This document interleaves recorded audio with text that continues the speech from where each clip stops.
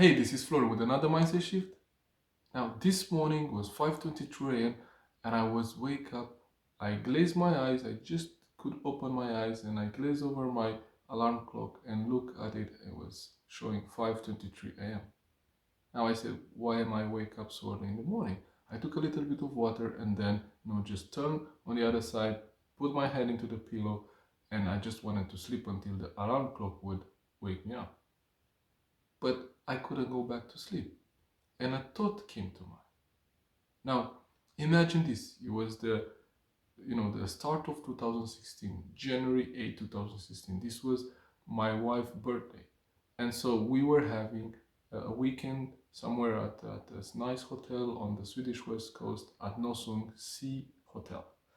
And we just finished, lunch, and we were sitting in the lobby listening to a teaching call from one of our mentors, Paul Martinelli, on a book called Think and Grow Rich.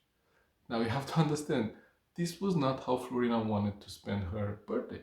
But the day before, Paul posted on his Facebook page that, this was a reminder that tomorrow, which was 8th of January, would start a teaching course on the book Think and Grow Rich. And I thought that would be a really nice, gift for Florina, a course starting on her birthday.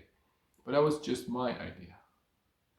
So we were at the table in the lobby just across the bar, and we were, close to each other, sharing the same air plug set, and we're plugged into a computer, and we were listening to Paul. And Paul was sharing how this book has changed his life. And over the time, you would hear that we were to speak about this book, and this book would become monumental in our lives as well. And we have, went back to that teaching call many times, and I have taught the book into a similar, 8-week course last year. But that day, on Florina's birthday, January 8, 2016, it was not the day for us to listen to Paul. It's not that Paul was saying something that was not, in alignment or something that we wanted to learn, but that was not how Florina wanted to spend her birthday. And I soon realized, like 20 minutes into the call, I realized that that's not gonna to help us, to enjoy that experience. So we had a small, network problem where we got disconnected, and that was a good excuse not to connect back into the call, and we just, move on with the day. The thing is that we went back to that call over and over again and to this course. And the thought that came to my mind this morning was something that Paul said on that course. He said, if you feel overwhelmed, you are underpurposed. Let me say that again. If you feel overwhelmed, you are underpurposed. And so now, this morning, I couldn't go back to sleep, and I was wondering, why does this thought come to mind? And why now? Why on a Sunday morning at 5:23 a.m.? Why do I need to think this? What's the message that I need to hear? What is that my subconscious mind wants to transmit to me? And so I look back into my life to see a time where I felt overwhelmed. And I didn't need to look, too far back, because in May 2017, or actually 2018, that was last year. Yeah, in May last year, I had a tough period in my life, and we as a couple, we had a tough period, and I had too many commitments, and there were competing commitments in my life. I had a full-time job in an industry that I didn't want to operate in. I had a business that I was not happy with the result that I got. Um, I had a family, Florina, and we wanted to have a baby, and we didn't spend enough time together. And we wanted to buy a house to give us a little bit of security, and we didn't have the money to do that. And then we had friends that we were spending time with. And so all of these together create, stretch us. And I was juggling too many balls.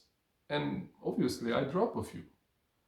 And so I remember it was a sunny Sunday morning after a sleepless night where we were arguing, and we argued late into the night. and none of us slept, but we didn't speak to each other the whole night, and it was morning, and as the light started to come into the room, we didn't want it to wake up. We didn't want it to face each other. I didn't want it to face Florina. I didn't want it to face reality. So I was overwhelmed with all of those things that I needed to solve, and I preferred to stay in bed and pretend that I'm asleep, instead of just going, and doing what I needed to do. I didn't want it Monday to come again. That was the time where I felt overwhelmed. And so this morning I thought, okay, so what's the link? So, I mean, why do I think these thoughts now on a Sunday morning? I'm not in that situation. So what is the message that I have to get? And so now the mindset shift that I invite you to make is to, whenever you feel overwhelmed, you need to get back to your purpose, vision, goal statement, and look what are some things that you do that you shouldn't do.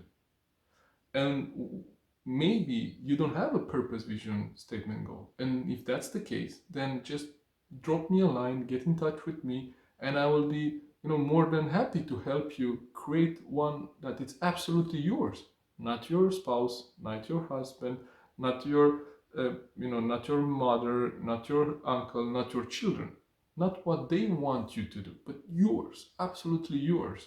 So there is no internal conflict, because at that time I had an internal conflict. And so the thing is that it's not that I didn't knew where I wanted to go. I knew where I wanted to go. The problem was that I was not doing the things that would take me there.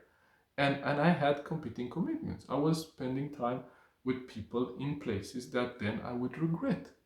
I would do things, for example, on a Saturday evening, I would choose to have one more glass of wine, and maybe on the Sunday morning sleep one more hour, which would detract me 1 hour from living my purpose. Maybe reading a book that I want to read to get better in what I do, or maybe start a project that I thought I want to start. And so, or spending 1 hour with Florina, right? And so what I'm saying is that whenever you feel overwhelmed, you might want to go back and look at your purpose and see what it is that you don't do that would make you, go towards your goal, your purpose, your dream. And some of the things that you do and you shouldn't do. Because every time we say yes to something, we say no to something else.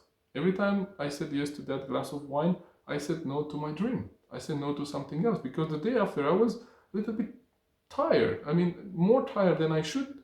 And so I was not so effective. And then I didn't get done what I wanted to do. So all of those competing commitments that we all have in our life.